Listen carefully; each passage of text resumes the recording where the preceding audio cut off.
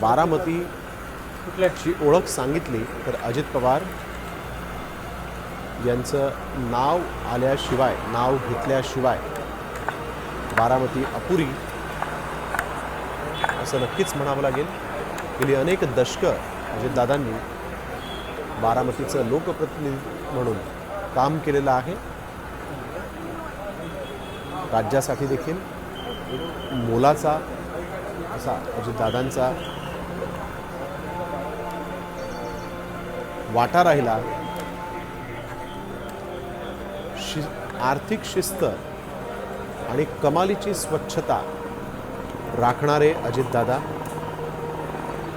एका विमान अपघातात मृत्युमुखी पडले आणि महाराष्ट्राच्या अश्रूंचा बांध फुटला. अनेक कार्यकर्त्यांनी अजित पवार यांच्या निधनानंतर बारामती गाठलेली आहे. 1991 मध्ये अजित पवार प्रथमच बारामती लोकसभा मतदारसंघातून लोकसभेवर निवडूनही गेले होते. अवघ्या 1.5 महिन्यात त्यांनी शरद पवारांच्या साठी म्हणून खासदारकीचा राजीनामा दिला होता. त्यानंतर सप्टेंबर 2091 पासून बारामती या मतदारसंघातून विधानसभेवर ते सलग निवडून गेले. सलग 8 वेळा बारामतीचं प्रतिनिधित्व करणारा हा नेता होता. 1991 पासून 2026 पर्यंत अजित पवार बारामतीचे आमदार राहिले.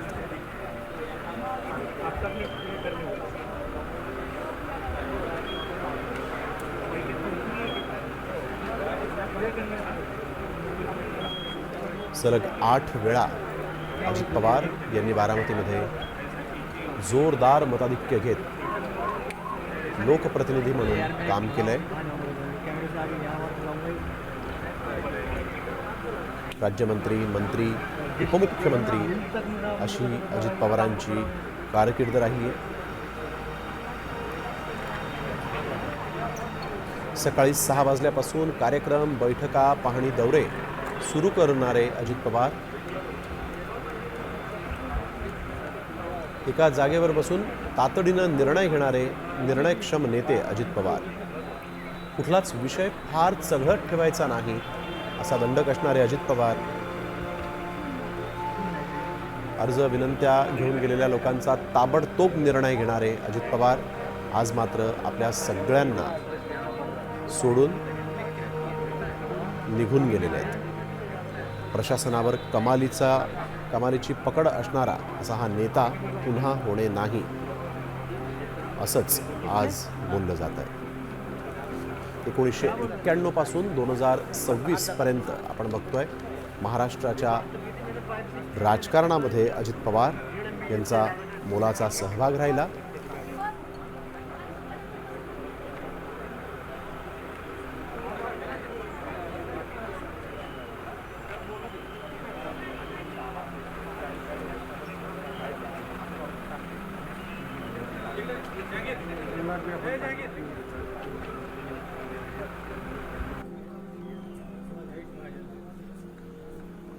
सलग 35 वर्ष अजित पवार हे बारामतीचे आमदार राहिलेले आहेत. एखाद्या व्यक्तीची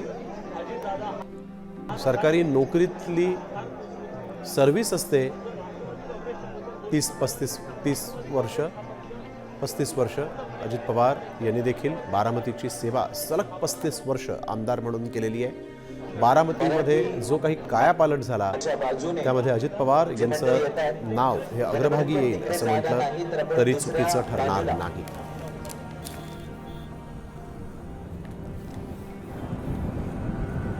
अजित पवार यांच्या निधनानंतर आज महाराष्ट्र शोकमग्न आहे. आमचा घरातला दादा गेला, आमचा घरातला व्यक्ती गेला अशीच भावना आज बारामतीतल्या अनेक नागरिकांची आहे.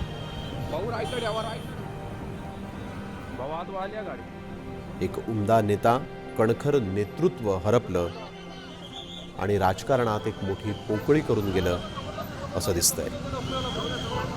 अजित पवारांच्या अशा अकाली जाण्यानं अनेकांच्या मनाला चटका लागला आहे.